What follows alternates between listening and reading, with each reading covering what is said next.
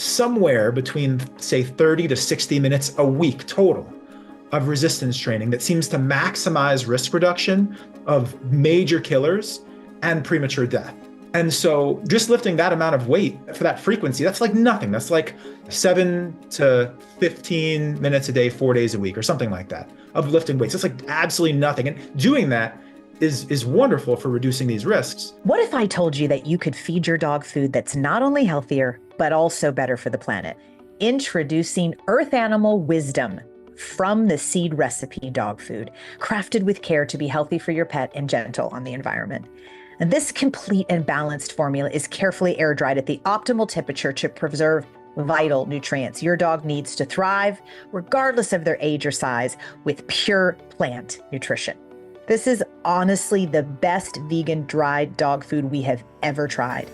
It's so easy to purchase too. You're just going to go to earthanimal.com/switch for good. And then also just simply place switch for good in the discount code box at checkout for 20% off your order. So go run, buy your Earth Animal.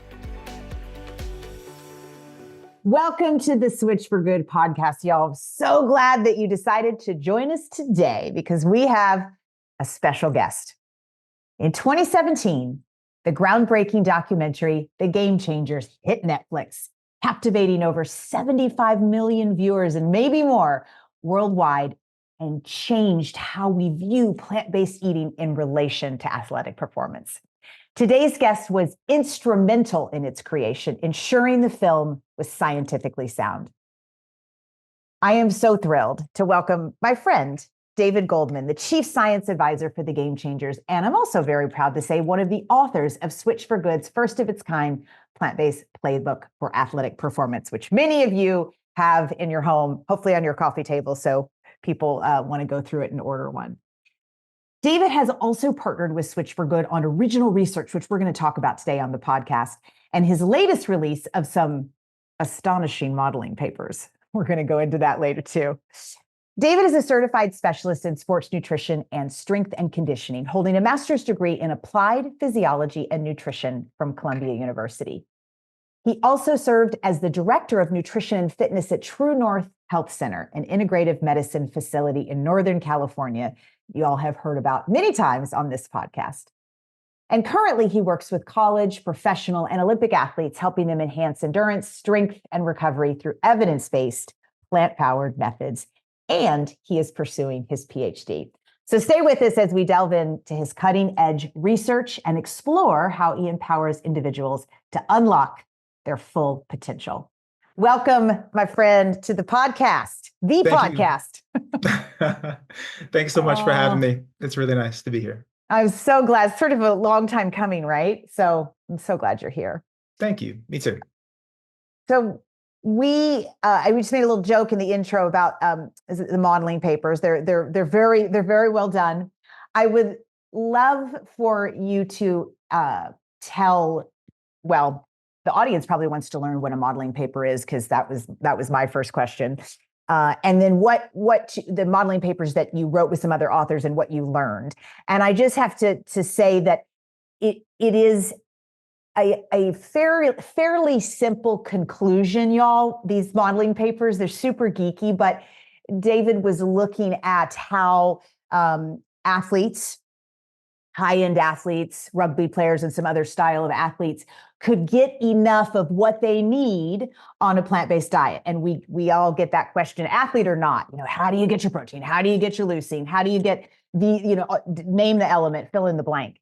And so he kind of busted through any of those myths that you can't get what you need and grow stronger on a plant-based diet. And I'll let you be the spoiler of what that actually is that we need to do to be able to get enough of what we need as athletes. Sounds good.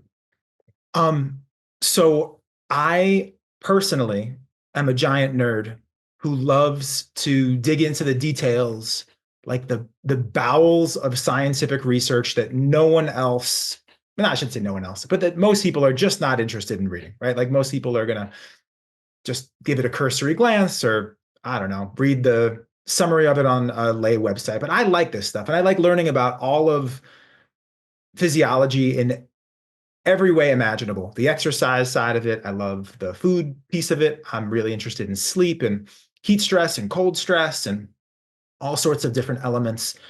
And so I learned about these little components of the foods that we eat and how they can um, affect our health and performance. But I recognize that not everyone is interested in that level of detail. And so when I learned, for example, that there's a specific amino acid called leucine, and that specific amino acid's really important for triggering, it's called muscle protein synthesis, or the process by which we grow. I think it's interesting to learn how much is required and how often is it required. But the modeling work was like me daydreaming. Is everyone else in the world need to pay this much attention to these details, or can life just be a whole lot simpler for them? Like, I'm thrilled for this to be complex in my world. Like, I love the complexity of it, but the athletes who I work with are not particularly interested in it for the most part. And I think most just casual gym goers and recreational exercisers and guys who want to put on as much muscle as possible, or, you know, for a vanity or for performance or whatever. I was thinking, is it really necessarily that complicated? And so my daydream went like this. I thought, what if I grew up in a household that ate a completely plant-based diet? I grow up and I was thinking, how about the Seventh-day Adventist, or I'm sorry, Adventist population in Loma Linda, California? So super healthy, one of the blue zones. So, they have a disproportionate number of people who live 100 or over, just really healthy group of people that eat varying degrees of plant-based diets. And I thought, okay, well, what if I grew up in one of these, in a vegan Seventh-day Adventist family? And let's just say I'm living at home. Maybe I don't know, 20 or 25. Maybe my parents don't want me living at home anymore, but let's just say that I'm insistent. Sign of the times. Exactly. And I'm lifting weights, as much weights as I can possibly, I'm training to be a competitive bodybuilder. Do I need to focus on, I don't know, making sure I get enough protein, getting enough leucine, getting enough all of these essential nutrients? Am I getting enough omega-3s? What about zinc? All of these different nutritional components. Do I have to measure and carefully monitor everything? Like, it seems to me everyone seems to be pushing for, right? Everyone says if you're going to eat a plant-based diet, you have to carefully monitor and measure and calculate. And it's like, just seems so overwhelming. And it unnecessarily raises the barriers to eat this way, especially given that on average, people who eat this way have like longer, healthier lives anyway. I mean, there's plenty of research showing that. So why is it that eating a plant-based diet, you have to carefully monitor everything, but eating an omnivorous diet, you don't? I don't know. It just seems nuts to me. So, okay, I thought, is all of that monitoring really necessary? What if it was just simple and I ate what my family ate and I just ate more of it because I'm training a lot and I'm also trying to put on muscle? And naturally, when you train a lot and put on muscle or want to put on muscle, you eat a whole lot of food. So this modeling research was an extension of my daydream. And I, together with two amazing authors, we simulated. So that's what this modeling work was. It was a simulation because I can't actually find an aspiring bodybuilder or competitive bodybuilder in that population. I wanted to do this from the comfort of my own home, and just see if they ate enough, if that hypothetical bodybuilder ate enough food, just like double the serving size or triple or whatever it was that actually was required to, you know, give them the calories that they needed. Would they get enough of all of these nutrients, like total protein, like leucine, which I mentioned as an important amino acid for stimulating muscle growth? What about micronutrients? Would they get enough? And so I ran this and found that, yeah, they get more than enough protein. We could talk about the specific numbers. I don't think it's really necessary, but I'll just throw it out. 1.6 grams of protein per kilogram body weight, which is double the recommendations, is That's what seems to max out muscle growth and strength. Whether we're talking about an omnivorous or plant-based individual who's regularly engaging in resistance training. And so, yeah, we found that numbers exceeded that. The values exceeded that 1.6 amount. They exceeded the amount of leucine, which is somewhere around 2 grams per meal of leucine required to maximize muscle protein synthesis. So our research found that was consumed in larger quantities. So that's per meal, and we were assuming like, what if they had like 4 meals a day? Seems kind of reasonable for a bodybuilder. They're eating lots of small meals throughout the day or smaller. And then for micronutrients too, they met everything with the exception of vitamin D. And by the way, that's not just for people who are eating a plant-based diet. Like people are just falling short on vitamin D. So supplementing with vitamin D makes a whole lot of sense. And they also exceeded sodium. Again, everyone's exceeding sodium intakes. That's actually the #1 dietary risk factor.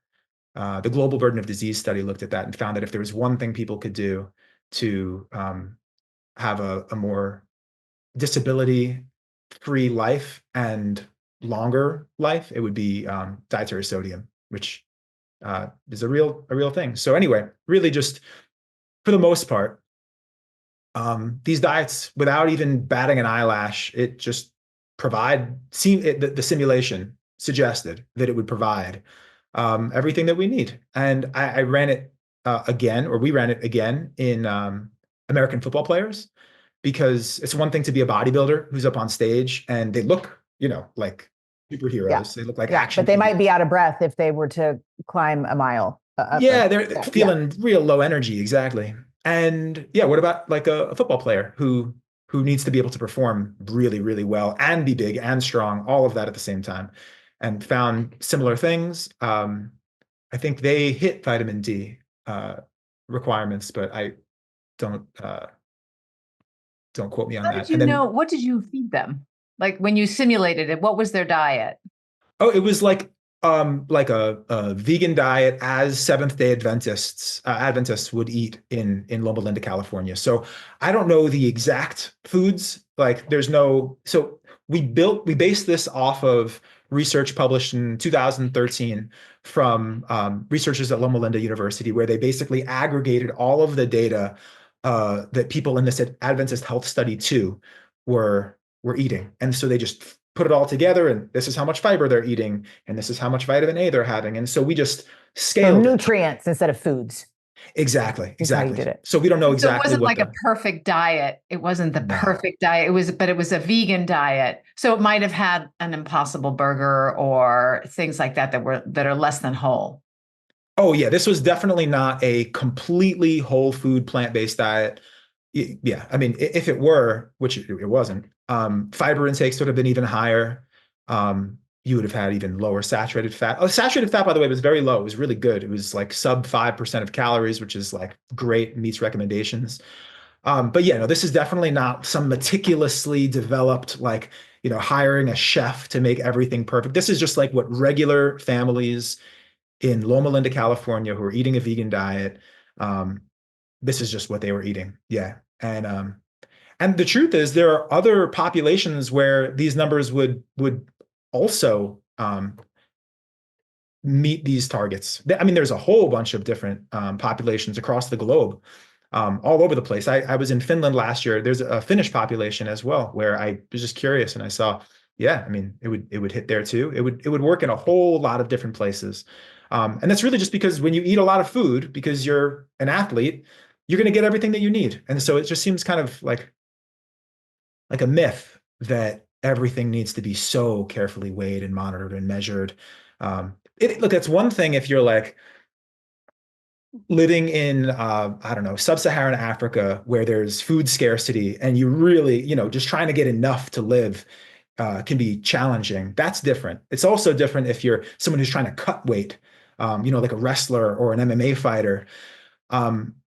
But when we're talking about building and bulking and, that growth process, you have to take in more. And so it becomes a challenge to not get enough. I mean, you easily get what you need. Because those people are not getting enough food. those populations that you're just mentioning. But this is what it's a slight joke on astonishing is once again, it's just athletes eat the same food that everyone eats, and here on this podcast and in this study, we talked about, plant-based diets, right? And it's not some voodoo. You just eat more, right? You meet the caloric needs that your body has. And from what I'm understanding from you, it's not even hyper focused on any specific nutrients. Just if you eat enough food, then you will hit that 1.6. And I found that in my route to the Olympics. I didn't hyper focus on any of the macros or really the micros. I mean, if anything, it was micros. I just wanted to make sure I was getting like all that really good micros in, right? Those dark colors in my body. But the macros, I was just like, I was eating, 3,500, 4,000, sometimes almost 5,000 calories a day. I mean, I knew how much food or how many calories I needed to get. I was eating enough food. I didn't even have to think about the specificity around it. Yeah. I think a lot of people think that at such a high level that you performed at, Dotsie, that all athletes at that level are counting macros. And look, some are like bodybuilders prepping for a competition. They totally are doing it. But I would say less than 5% of the high level competitive athletes I've worked with have any idea what the macronutrition is of their diet. They're not tracking anything. They're not sitting there with Chronometer or MyFitnessPal doing the math, and they're still performing at a very high level. I mean, it's my job on my end to do the back math and make sure that there are no major or minor tweaks that need to be made, but they're not sitting there doing the math. So I think a lot of people think that you really do have to get in there with your Excel spreadsheet but no, it's really just not necessary. It seems to go, I think, a whole lot farther just to focus on overarching patterns and trends. And am I eating, did I eat a bunch of fruit today? Did I eat a bunch of vegetables today? These sorts of things where we look at food as food rather than as numbers seems to, for the most part, in most circumstances, be all that's really necessary. Yeah. Before we move on, I want to bring up something that you mentioned that was sodium, and they got too much sodium, but everyone's getting too much sodium. I have this a little bit of a love affair with sodium because everybody likes salty food, but or most people do. But with my discipline and all of the training that I had to do outside on the road in the heat, 5 and 6 hour rides to build up that endurance, because yes, you need an unbelievable amount of endurance, even for 3.5 minutes, to be able to stay at that wattage. And so, I mean, I learned how important sodium was to the firing of my muscles, right? It's an electrolyte, and we really literally have an electrical current in our body, and sodium helps to fire. So how do I figure out, for the athletes that are listening, knowing that I need some sodium, how much is too much, and how do I know if I'm getting enough? Because it's a real bad deal when you don't get enough. Well, a few things. One is I just want to mention that you were sweating so much more at high sweat rates. That was one of the issues I brought up in the discussion section of the papers, where I was saying, do athletes, how do sodium requirements differ for athletes who are training so many hours a day and who are sweating so much? So yeah, I think it's an important issue. I think that the main time when inadequate sodium becomes a problem is actually from overhydration rather than from underconsumption. Hyponatremia? Yeah, exactly. Hyponatremia. So I remember reading a case report. I forgot. It was a football player. It might have been a high school. I don't remember exactly, but it was like they were drinking Gatorade, but they had 2 gallons of it. And Gatorade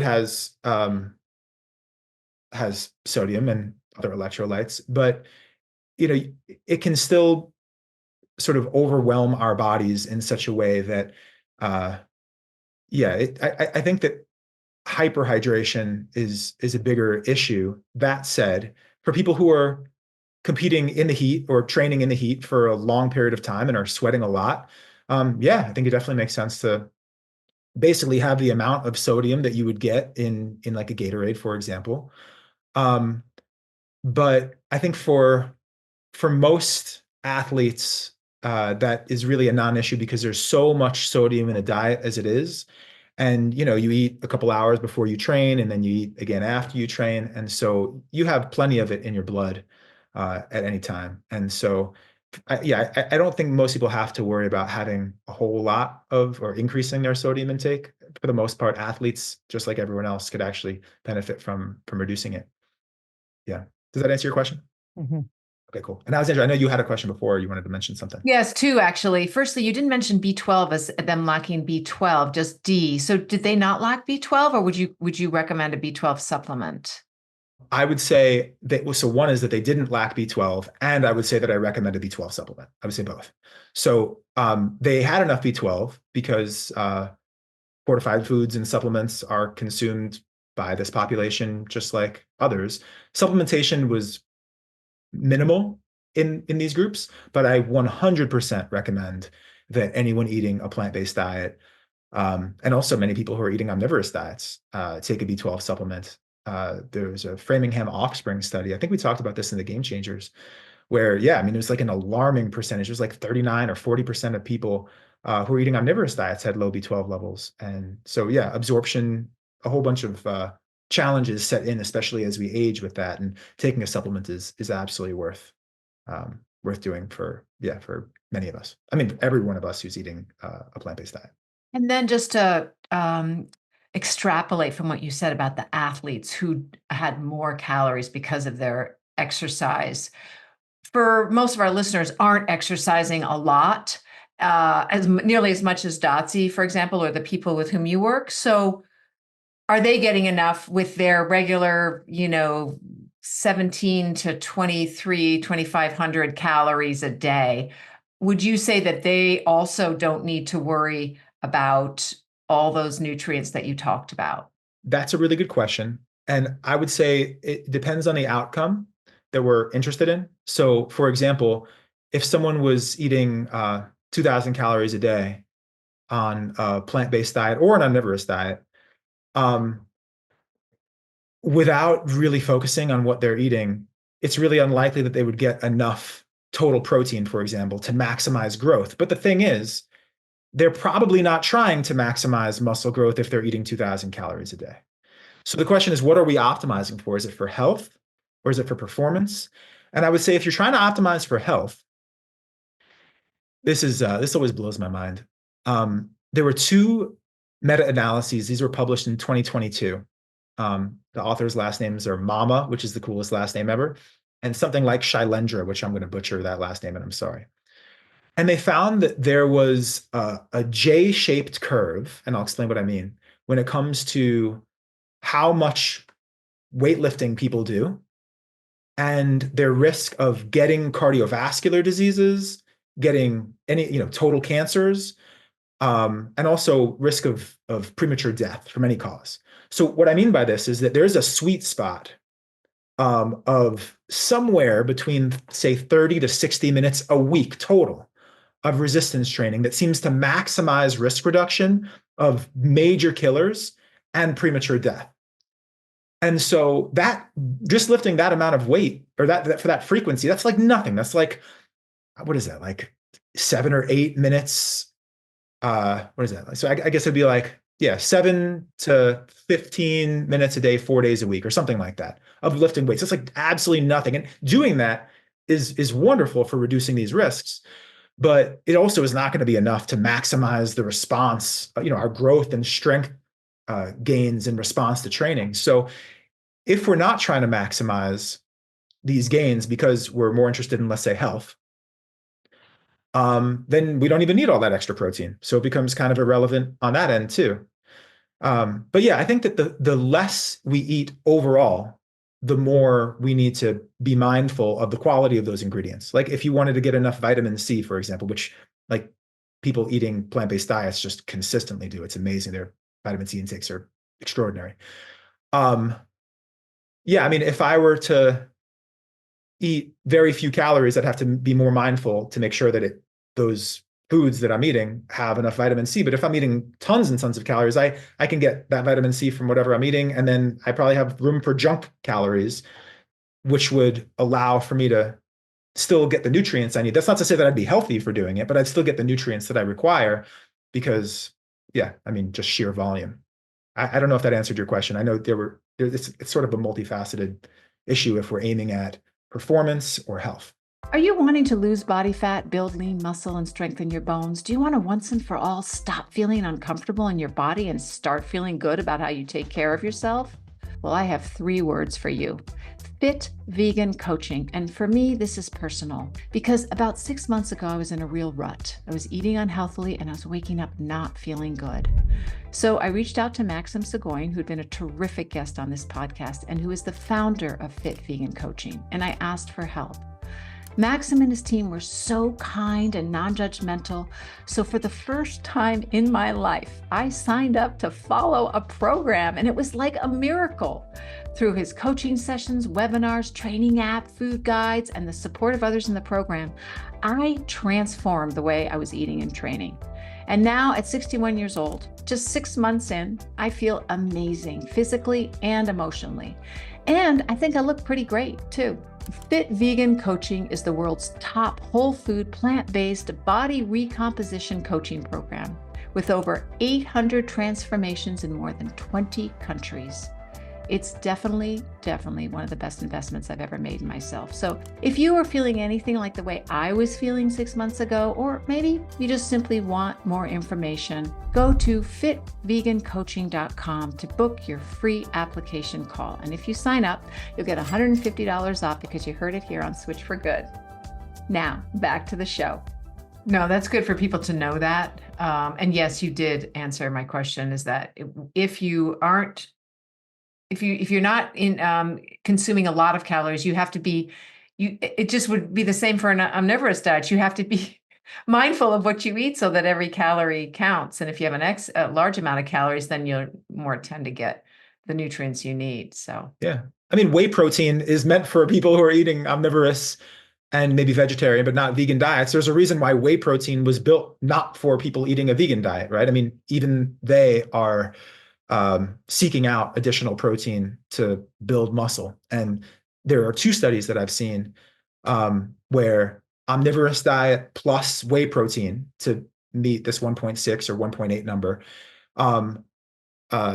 Omnivorous diet plus whey protein versus plant-based diet. I think it was vegan diets plus soy protein. And that when they hit that 1.6 or 1.8 number, they were showing equal gains. But yeah, I mean, it's not like the omnivorous dieters just naturally, magically hit it. It was, it required supplementation. So you can do it through whole food, but it takes a lot more focus. And on this diet, it'd be eating, a whole lot more legumes. I love bean pastas and, tempeh and stuff like that. But yeah, I mean, most people are going to take a supplement, no matter what kind of diet they're eating. You mentioned whey protein, which is one of the 2 proteins in cow's milk, right? Casein and whey. And I'm curious, a lot of people have a lot of gut distress with whey protein, a lot of bloat, a lot of just, kind of yucky feeling, for lack of a better description, when they're taking that in and they just kind of keep guzzling it because they think they need that specific protein from cow's milk. What are your favorite alternatives as far as protein powders go? And why is it that whey just wrecks people's guts? I mean, we know about lactose and lactose intolerant, but this, I believe it's a different reason, right? This is one of the proteins. Why is it so tough on the human gut? Datsy, I don't know if you're gonna love my answer, but I will answer. Cut it out if I don't like it. I was gonna say, we'll do what we need to do.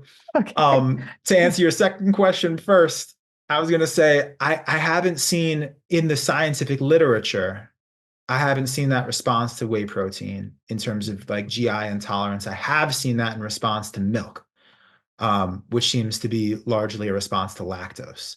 Have you seen it with casein? Because I used to when I was vegetarian, and my sister and I both had a casein protein, and it did not make us feel good afterward. And my nutritionist said, "Don't take casein. She didn't like it. She was not vegan." So I've had the exact same experience personally, like personally, I tried because I remember back in the day, I remember learning that whey protein, which is true, whey protein is fast digesting and casein is slower digesting. But bodybuilding magazines convinced me when I was like a teenager to then have whey right after my workout and casein right before bed because slow digestion is supposed to like help, they're trying to say the release of amino acids will come throughout the night and whatever. I tried that out for that reason, which turns out it's just not necessary to do. But I tried it out and I had a horrible like GI experience, but I also had a really bad feeling whenever I would eat like cottage cheese or yogurt, like Greek yogurt. So again, just anecdotally, because I think it's really important to distinguish my own personal experience, my own anecdote from what I'm reading in the scientific literature. I think that's super important. My own personal experience is really the same as yours, Alexandra, but I do think that, yeah, I mean, I really haven't seen any consistent, compelling data suggesting that isolating these proteins and administering them to people in double-blind, placebo-controlled fashion increases, GI disturbances. I promise if that comes out, I'll be the first to read it. And I'll be, The question was if for people that it does, because I know tons of athletes that they just suffer through how they feel after whey. Not saying it's in the literature, but why is that happening to people? The whey, like how does it disturb your gut? Yeah, that's what I'm saying is I haven't seen that it does. I haven't seen any literature suggesting that it does in those people who are experiencing that. What I've seen is really, I haven't seen data that speak to that. And I just want to be honest about that. I haven't seen. I just am, so like my friend Fred that works out has it. So are you saying that it could be, it's even though it's not the literature, it's still happening to Fred. So you're saying it could be something else? All I'm saying is I haven't seen, I wouldn't even be able to speculate on that because I don't have, I mean, we could try to come up with stuff about how it might differentially affect your gut microbiome and, feed certain bacteria preferentially and sort of not nourish other ones. I really don't know. So yeah, I can't speak intelligently or inform, with much, in an informed way. I can't really speak much of that. But it's not like we just don't know, like we do with lactose. Like we know why that. Yeah, lactose is so clear. There's jury clear. is in on that one. Yeah. Okay. I'm curious on when you're advocating for plant-based nutrition for anybody, but athletes. How do you balance the science with the like emotional and cultural attachment that many of your clients might have to eating animal protein? Like you're saying, if I have a patient who is like, hey, I really think I need to eat meat in order to maximize muscle growth or something like that, and is that what you're saying? Like, how would I speak to that? I mean, just as an attachment to it, whether it might be cultural and how they grew up, or and then like you're describing right now sounds like an emotional attachment to me, right? Like I emotionally think that I need, because it's not logic, but that I really need animal protein. And I'm just wondering how you talk to them, how you balance the science that says you can actually do it, it'll be fine, with those experiences that they're having with animal protein, whether it's emotional or cultural, whatever it might be. Yeah, I'm really fortunate in that people who come to me are really interested in transitioning their diets.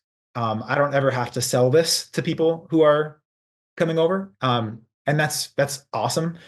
I wouldn't even try to sell it to, I think that there are so many people in the world who are really interested in eating more plants to whatever extent they want to shift, that I personally wouldn't waste much time or any time trying to convince anyone. That same effort could be spent helping a lower hanging fruit. But I mean, I love science. I love applying a scientific lens to anything and everything. I think it's just so much fun. And it also helps me get out of my own head. So I recognize when I'm experiencing something personally, I don't invalidate that experience in the same way I wouldn't invalidate it for another person who says, look, culturally, my family gets together and we have fish on Fridays. And, we eat all these other meals that have animal foods in them. And I'm happy to get rid of those other ones or eat less of those other meals, but fish on Friday matters to me for whatever reason. I would happily say, cool, like you should do exactly take things as far or, as you're interested in taking it. And it's interesting to see that the global shift towards more plant predominant diets isn't coming from people who are going 100% vegan. It's coming from people who are kind of middle of the road folks who are just starting to integrate more of these foods into their diets. And so I'm totally happy supporting those people. If anything, given that with almost everything in life, there are diminishing returns for changes that we make, that I'm more likely to help someone who has much further to go to cut half of the animal products out of their diets than I am to help someone who's 99% of the way and wants to go just a little bit further. There's still benefits for those people too, no question about it. But the benefits are going to be greater the further distance or ground we need to cover. So yeah, I would say do what feels right to you and take your baby steps and do it in a way where you feel like it's sustainable. Don't feel like you're sacrificing. If it feels like a sacrifice, you're doing something wrong. This should be an enjoyable experience where you're proud and don't feel deprived in life. This should feel more like a party than a prison. And so, yeah, I would just encourage them to take it however. And look, it always goes the same. I should say 99% of the time it goes the same way, where it's like I went from, let's say, meat every day to meat every other day. And I actually find I sleep better on the days or whatever it is. I recover better. I feel better on the days where I didn't have it. My reflux is gone or whatever. They're like, I think I could actually do this, eat meat once every 3 days. And it's like a self-propagating process where they just naturally find that they feel different and they feel better. And so this way I don't nudge them. I don't push them in a direction. They're the ones taking themselves along. And that's great because there's nothing to push back against. If I take like an authoritarian role, you have to whatever, then they can push back. I mean, with my kids, you can see this all the time. Anything you say, they're going to push back against whatever you give them. But instead, if you give them that room to grow and don't nag or push hard, then they just naturally are the leaders of their own lives and choices. And so I find that's the best way for me to take it. Does that make sense? Or do you do the same thing, or how do you approach it? This is about you, and you're gonna. Oh, sorry, I didn't know. I was just curious. I was genuinely curious. Yeah. I think it's very similar. I mean, I certainly learned a long time ago that mentally force feeding anyone anything is never the way. So I tend to lovingly, but in my deep insides, begrudgingly share with people that, there's a million ways that you can do this and get to your end goal. It could be slow, it could be fast, it could be, this meal, that meal, Wednesday, Friday, yes, because, just getting there. And I think they feel supported in the fact that a vegan is telling them to just see what works for them and relax into it and try new foods, and not just like, you have to start tomorrow. And it's zero animal. That's just not, I've never seen that really work all that well. So I'm with you. And it's also interesting. I think people expect hearing us talk about food that we're going to tell them all the things that they have to wipe out that they love, even if it's not about like vegan stuff. If it's alcohol, oh my God, I've had so many patients who are like, I know you're going to tell me I have to stop drinking my glass of red wine. It's like, guess what? I just realized, there's no chance I'm going to tell you need to not have, because that's the thing that matters to you. There's so many things we can work on. If you love every vegetable but hate broccoli, somehow people think I'm going to tell them they have to eat broccoli. Why don't we play to your strengths, right? Why would we focus on the only thing and I think people think that that's what has to happen, is it has to be a painful process. But I think that they think it's going to just be treacherous and uphill. And that's one of the things that I like most about working with people, is that I can show them that sometimes change can be harmless and seamless and enjoyable and prideful, rather than these motivational YouTube videos where it's like, you got to wake up at 3 a.m. if you want to, you want to be successful in business or athletics. It's like, no, I'm going to wake up whenever the alarm doesn't wake me. I'm just going to wake up whenever I want to wake up, and then I'll exercise when I want to exercise. And I'm not going to be a badass. Yeah, I'm not going to do these things. I'm going to just and right, maybe you see this also with dairy stuff, where so many people come to me and they say I just can't give up cheese. Cheese is just, that's the thing. That's fine. Let's not start with that. Let's start with something completely different, and we'll just work on things you're excited to do, as long as they have some impact. I'm not super interested in working on really, really low impact things. the switching from what is it, like conventional butter to grass-fed butter makes no difference. There's research, it makes just no difference at all in terms of biomarkers of consequence, like cholesterol and Right. high And sensitivity. you can't grass feed butter anyway. You can grass feed a cow. That just makes Right. it freaking crazy. Yeah. So we're not going to work on things like that Yeah. don't really have any consequence. But as long as we're working on something that matters, you pick. Yeah.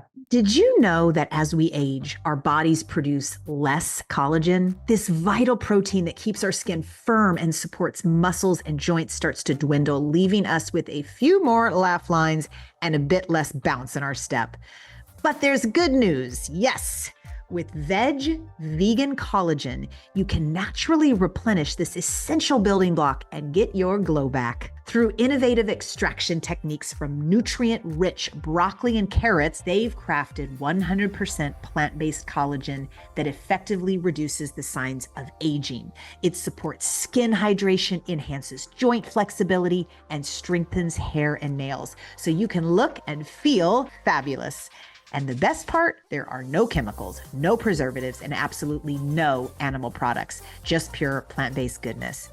So stay youthful, stay active, and choose Veg Collagen. Elevate your daily routine and let nature help you shine from the inside out. You're just gonna go to vegnutrition.com. That is VEDGE nutrition.com and use code S, the number 4G, for 30% off.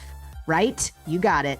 One more time, vegnutrition.com and use code S4G for 30% off your order. Now, back to the episode. You talked about how a plant-based diet gives everybody the nutrients that they need, and that's so important for performance as an athlete. But some people say they feel better on the carnivore or keto diets. And what is it that might make them feel that way? And because they lack fiber and antioxidants, which you've talked about, are so important. And I guess what I'm getting at is, what does a whole food plant diet give people scientifically, like inflammation, immunity, that kind of thing? And why are people who eschew that completely doing well? Well, I mean, fantastic question. And we have to define what doing well really means, right? So I think that a lot of the time there's a couple things. One is a calorie deficit and another is allergies. I'll just talk about those. If someone has an undiagnosed, celiac disease, for example, or even a non-celiac gluten-sensitive enteropathy, and they wipe out, I mean, it would be really cool if they just wiped out like gluten and then they could eat all these other foods that they love and they would do great. But that's sort of like elimination diet where you're like, maybe I actually have, it's not common, but some people have soy allergies, for example. There are, genuine allergies to a whole bunch of things that require like an elimination diet. And that sucks. It's just a really annoying, painful process. And you have to be methodical and rigorous about it and consistent. And I don't think most people have the interest in doing that. So I think some of those people feel a lot better when there's something that's actually problematic and then they wipe out like most food groups. You could do the same thing if you were to, instead of eating meat, if they just ate like potatoes or something that's just like a mono meal that still wouldn't provide you the nutrients you need, but like, and maybe potatoes don't work for that particular person, whatever, you pick whatever that thing is. I think that that's one of the reasons why people feel better because they've actually removed, they've thrown out the baby with the bathwater, but they've like removed whatever the assailant was. They've often removed junk food too, actually, because a lot of the carbohydrates are processed in our society. So when they remove carbs, quote unquote carbs, I don't like that word because people think that it's potatoes, but it is potatoes, but it should be defined as when they remove carbs, they also remove processed carbs. So they feel better, right?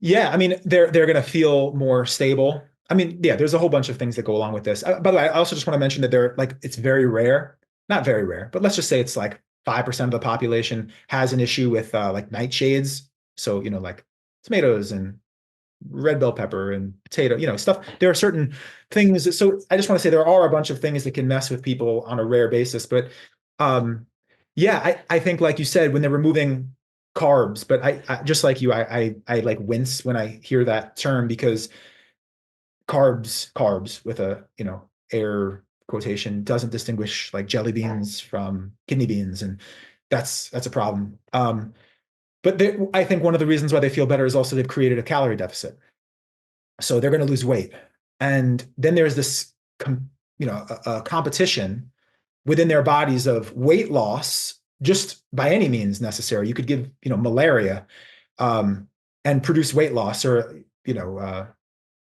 I mean, there's so many different ways of producing weight loss. And when weight is lost, a whole bunch of things come down, generally, like inflammatory markers, for example, like C-reactive protein, or cholesterol will drop. This can come from Blood pressure. yeah, I mean, lots of things just by virtue of the weight loss. But then when you have people do it with a diet like a carnivore diet that's real, or a keto diet that's really high in saturated fat, you have this competition between weight loss lowering cholesterol paired with saturated fat and dietary cholesterol increasing cholesterol. And so that's where there's this sort of like mixed findings on what the effects of these diets are on some of these blood markers. Now, if you were to lose weight on a plant-based diet, it just drops like a rock. You can just drop cholesterol, LDL, especially blood pressure. Like you can just drop these like crazy. There's no competition within, of these different dietary components and their effects on our bodies. So yeah, I think people feel better for those reasons. I think it's also probably simpler for them. You don't have to think so much. You can just, get slabs of meat, and you don't have to, it's not really sustainable for almost anyone, because people do want variety and people do want to taste these different flavors. And a true carnivore diet doesn't even have spices or herbs, and that's just boring and bland. And I mean, it's problematic in so many ways, but it also takes some of the thinking out of life. And there are a lot of people who say, I don't want to think, just tell me what to eat. Those people, it never works for them. Like never. They can do it for a 3-month dieting stint for a beach season or for a bodybuilding competition, but like just never going to work long term. You actually have to, it turns out, be in the driver's seat of your own dietary choices for your life. And those are hard decisions you have to make. And but yeah, I think that people will feel better for a lot of these reasons. And a lot of those same benefits can come even to greater extents eating plant-based diets. Like they'll feel stable energy throughout the day. Well, you can also feel stable energy by eating foods with carbohydrates, as long as they have fiber in them. Like you were saying, like minimally processed whole plant food sources of carbohydrate, So we can stabilize blood sugar. We can, all of this can come from the way that we eat, with way more variety and way more health and way, way better long-term health outcomes. I mean, like I was saying before, they feel better now, but man, they're taking major hits down the road. I mean, decades down. There's just as one example, there's a great meta-analysis co-authored by the former chair of nutrition at Harvard, Walter Willett, and they looked at low carbohydrate diets and risk of premature death. And yeah, I mean, when carbohydrate intakes went down towards like a keto level, the increase in premature death compared to like a regular standard American diet was like almost 60%. It was like about 60% increased risk of premature death, which is nuts. And that's not even compared to like a good, that's just like compared to like regular low bar diet. So yeah, I mean, you're kind of mortgaging their long-term Longevity for these immediate feelings. Speaking of just, low bar diets, most children eat a pretty low bar diet. I mean, school food is terrible. And then there's always a celebration happening. So there's always candies and cookies and cakes and all of the things. And most children that I've been around have eat horrendously. And it's going to be tough, right? As they grow up and realize that they need to make some shifts, like some of your clients, right? It's not always an easy transition, but your children are the healthiest eaters I've ever been around in my life. And I think it's now almost 3 years ago. I was spending some time at Indraloka Animal Sanctuary with my friend Indra, who runs the sanctuary, and you and your wife and your 2 kids, I won't say their names on the podcast, came for a visit to see the animals, right? And your children are vegan since birth. And we had a magical time. And then we grabbed a picnic table, right? And we had some food. And out pulls the food by your wife. And there is one of those bean pastas cooked like in little curly cues in a bowl. There's raw cauliflower. There's edamame. There's raw broccoli. There's fruit slices. Nothing had any sauce or anything to dip or anything. And they were the happiest munching children I'd ever seen in my life. And it was like, it just mind blown. I mean, it was just so cool. And they still talk about the experience, by the way, just so you know, my son has written a whole book about the turkey Mongo. Like we literally still talk about this. I mean, they've loved the experience. And yeah, Mongo has gotten so much airplay over here at our residence. Mongo, the coolest cool turkey ever, who would just come over and just stand on your foot. And then like you look around, you don't know where you walk somewhere else, you don't know where he went. And then you just look down, like there he is. He's just like hanging out with you. Mongo was the coolest. I'd never had an experience with a turkey before. Oh, no, right. I mean, we don't get to right normally. So we had to make that happen again. But my question is, I remembered at the table, I think they both maybe were in preschool or pre-K, but they weren't in school, right? They weren't in first, second, third. And I remember asking like, what are you all going to do when they go to school? And nobody eats this way. And you and your wife were like, well, we're going to just, attack that when it comes because it's just not here yet. So what happened? We started school and were they like, what is cake? Did they try it? Like what? Yeah. Yeah. Well, they're on the carnivore diet now, which is absolutely terrible. No, I'm just kidding. I would disown them. No, I wouldn't disown them. I'm gonna love them no matter what. No way you can tell me that and believe you, right? No, I'm just messing with you. Yeah, so that's a good question. So my kids are 10 and 9 now. And they're in school and they're like, growing up in a regular city. There's no when they were first born, they were at True North Health Center, Northern California, where the food was made and it was all salt, oil, sugar-free, whole food, plant-based. It was like amazing. Just made it so easy to eat this way. My wife, Karen, she's an incredible force and she's so supportive of the kids. And we really we make it so that the kids can eat. They know they can eat whatever they want to eat. And it's just really important for them to make informed decisions with anything. It's not just with food. They need to know what the pros and cons, like we go skiing together, for example, and I want them to know about tree well dangers. Like you can definitely fall in a tree well and people die every year from falling in a tree well. And in that particular case, as long as we know how to avoid those dangers, we can ski together. And I have them learning, how to test when tree well danger could be a thing. So the same thing with food. I want them to know, and they're really learning and asking great questions. And my son wants to be a physiologist when he grows up. It's really sweet. And I make sure that they know when, not in the moment when they want to eat a particular food, but they understand if they want to eat, let's say, Oreos, right? Like vegan junk food, but like still, I want them to understand what those foods do to their bodies. And I want them to then, with that information, do whatever it is that they want so that they can balance their own pros and cons. And, I think maybe they're some of the youngest kids to know about a risk benefit analysis, but I really want them to know that because I'm not trying to optimize for their health at the expense of their own enjoyment of their lives. I really want them to pick that balance as it works for them. And I think that they can feel, and Karen does this way better than I do, but they can feel that there isn't any pressure coming from us to do anything, that whatever decision they make is right for them. That's what we want to support. They eat really, really well. They've absolutely tried Oreos and they tried, there's a bunch of different things. When I went to Finland, I came back and they really wanted to try a vegan Kit Kat bar.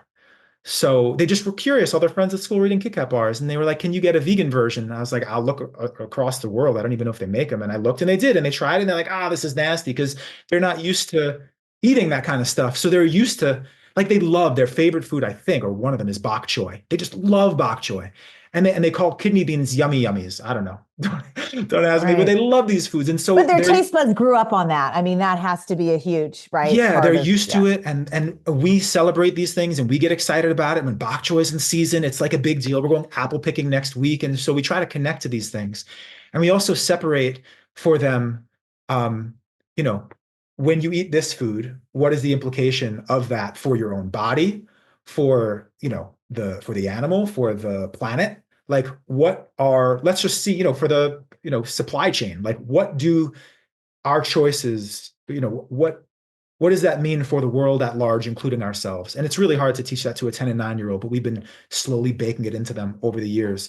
And yeah, as long as they're conscientious and deliberate, um, I'm going to be thrilled with whatever it is that they do. I just don't want them to turn a blind eye to something so important like the food we put into our mouths, given that that's like, you know, the leading risk of or cause of death and disability is the food choices we make. Yeah, no matter what, I just want them to know what they're doing. And going to the animal sanctuary was incredibly, it's really helpful to tether, to connect them to the other experiences that others are having too. That means a lot. And then I'll leave it to them, whatever decision they want, they can make. In the Game Changers, you were, as Dotsie said, you were the scientific advisor to make sure that the studies that were referenced were scientifically sound. And the one that people remember the most is the one, probably, where you had young college athletes eat either meat burger or a plant burger, and then you looked at their number of erections during It was like burritos, I think. Oh, they were burritos? Okay. Burritos. So plants versus animal foods and the number of erections was quite different. Can you explain? I know it was explained in the Game Changers, but it might have been a while since people have seen it, and I think it was very effective at reaching men, which was one of the goals of the movie. And also, does it extend to women sexually also? And has that been done? Yeah, so it's definitely been studied way more in women than in men. And yes, there are absolutely benefits. Um, Wait, more it's been of, studied more in women than in men? yeah, absolutely. There's a small part in Louis and Chris Gardner's Netflix where they did the women, where they studied the women They and their studied the sexual women? response. Mm-hmm. And by the way, when I'm saying this, You I'm are not what talking you about eat. it. Yeah. I'm just Yeah. surprised because usually women don't get in those kind of studies, they don't get more studies than men. So yeah. So the well, let me just mention the men that sort of yeah, that scene that you're referring to. There are other studies in men. There's research showing associations between plant-based eating and erectile function, or not plant-based eating, and erectile dysfunction. But pretty recently, there was a poster presentation by an amazing doctor. I have so much respect for Dr. Robert Ostfeld and his colleagues. They published, actually was I think it was a poster presentation, and they showed, it was like a case report sort of a reversal of erectile dysfunction with plant-based eating, and that was really cool. And yeah, so when I talk about the research in women, you see that increasing, I guess what I'm referring to is increasing intake of healthy whole plant foods absolutely is associated with better sexual health in women. Meaning Whereas, what? What does that mean, better sexual health? like pleasure and like sexual interest, like the satisfaction that someone might get from a sexual experience, and also the number of times they want to have sex, and just their interest in sex and the enjoyment that they get from it, is yeah, is associated with the quality of their diet, where again, processed foods and animal, meat and animal products are those dietary patterns that emphasize those foods are associated with uh, worse outcomes in that way than eating a diet that is more whole plant food predominant. Yeah.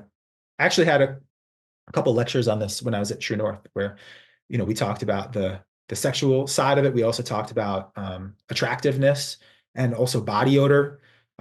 These all play into the quality of our diet, and that plants seem to be winning on all of these fronts. When you say attractiveness, is that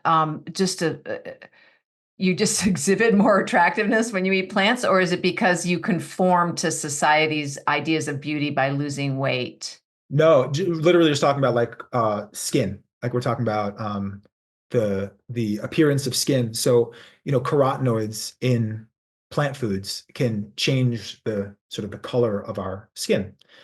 And it can make us look sort of tanner than we might otherwise look. And these are fat-soluble nutrients, these vitamin A precursors that we get from plant foods. And so, they can incorporate into the sort of the fat, and it can, I mean, I've seen. Oh man, when I look back, I am totally tanner than I was when I ate animals, and I'm not kidding. Like my mom will say, like, "What? Your skin's like darker than it used to be." Yeah. Now I know why. Yeah, So but this is just for white people, right? Because you wouldn't be able to see it. No, I've seen research in people of African descent as well as in Asian people as well. I mean, I've seen at least 3 studies on this, and it's really cool. It's really cool to see. I mean, I'm not super surprised. But it's definitely not. You asked, is it like a cultural? Are they fitting in somewhere or losing weight? And I mean, people will also achieve ideal body weight far more readily eating this sort of dietary pattern. But we're right now just talking about the vanity side of it in terms of skin. I'm glad. I feel like I just blew your guys' minds, and that felt nice. I've never heard that, and it's wonderful. I think a lot of people will be interested in that. Yeah. How about the link between a greater chance of getting viruses like COVID when eating a higher animal-based diet versus a high plant-based diet? Is there a much greater chance? Because Alexandra found some numbers that are pretty astounding. 286% of a greater chance of getting COVID during the pandemic when eating a higher animal-based diet. Yeah, I mean, it's also the risk of severity of COVID. How bad is it, as well as what's the duration that you're sick. And so these are all different variables that are worth considering. And so, I've definitely, I remember reading research when COVID just came out, when it became a thing. I remember I had alerts set up on PubMed so that anytime a paper was published related to COVID, I got that, because everyone was trying to learn as much as they could about it. And at first I could do that, but after a while there was just so much research that came in.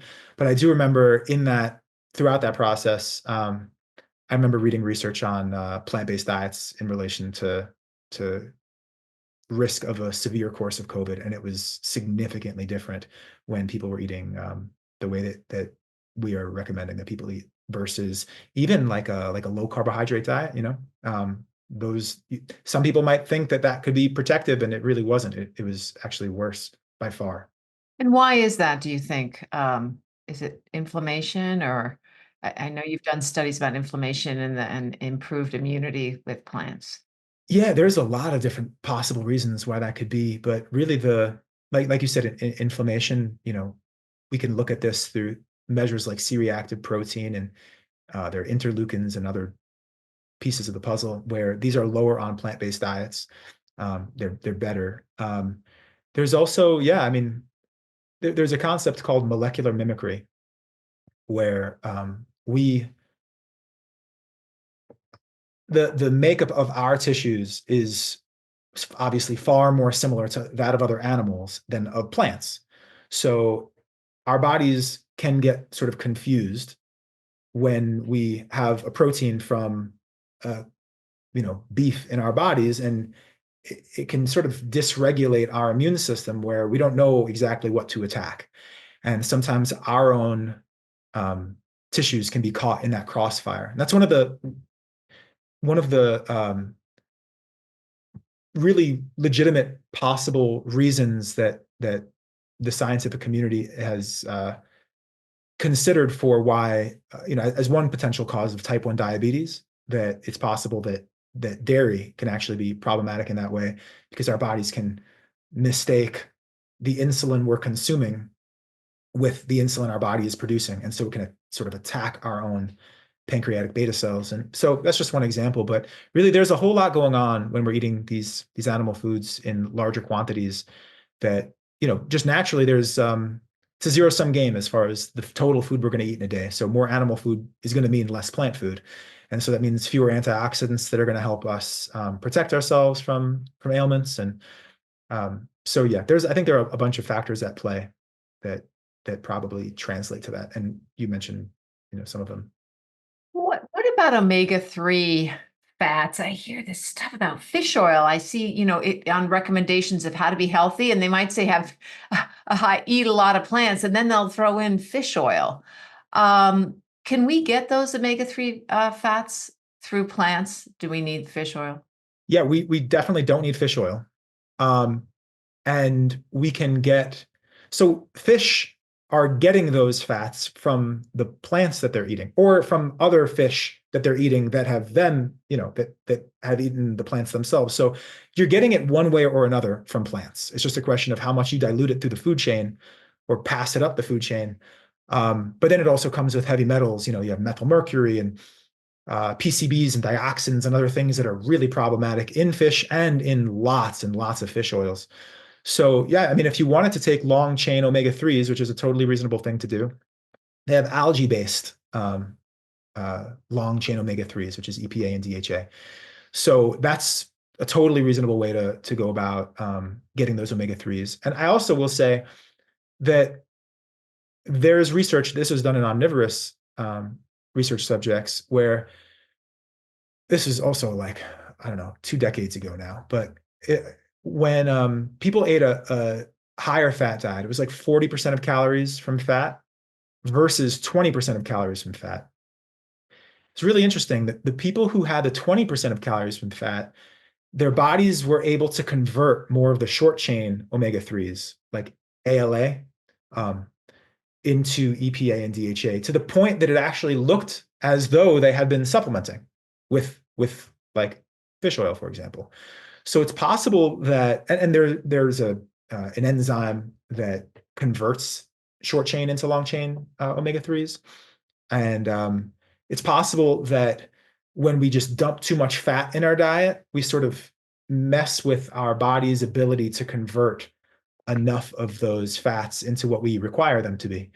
So I do think that for people who are having a higher fat diet, it might be prudent to, you can have an omega-3 index test done. You can also take, to see if you're able to convert or not, because there are genetic differences there too. But also just taking 250 milligrams per day of EPA DHA from algae-based omega-3 supplement is a totally fine thing to do. But I wouldn't take fish oil. There's no reason to, given that you can get it without the pollutants from the plant source. Okay, last question about tofu. I was waiting for the tofu question. There's no conversation that's complete without soy. Yeah. Alexandra does too. And she eats almost a whole full block a day, as do I on many occasions, of extra firm tofu, whether I have cooked it or not. It goes on things. What are we doing to ourselves? Good, bad, ugly, and all the wonderful, or none of it, or all of it. Eating tofu, is it okay to eat tofu? Yeah, but I just said we both of us eat almost a block a day. Is that still cool? Not every day. I mean, I don't. I know we've talked about it before, but I don't know, 3 times a week, or yeah. I mean, I always play the game compared to what. So if you didn't eat that tofu, what would you be eating instead? There's so many different ways to look at this. So just as one example, a block of tofu alone covers your calcium requirements in a day. So if what we're hedging against is, you not consuming enough calcium and, bone health and all of that, even though I think that the recommendations for calcium are not, I think that they're too high, generally speaking, if the purpose is to protect bones. And also just resistance training alone, whatever. I guess there's the calcium piece of this. There's also like, what would you be having instead? If it was a variety of other beans, then I would say you'd be better off having the variety of beans. It would be, tofu's awesome. And I love tofu and I have tofu. But there is totally such a thing as too much. So we have different. Too much of tofu or too much of anything, or too much of anything for sure. But right now I'm talking about tofu specifically, where we have different estrogen receptors in our bodies. We have alpha receptors and we have beta receptors. And we can sort of, whereas the estrogens you would find in cow's milk, these are going to hit directly the type of receptors that we don't want to hit. They're just going to naturally flood them, and they're located preferentially in like breast tissue and increase the risk of breast cancer, for example.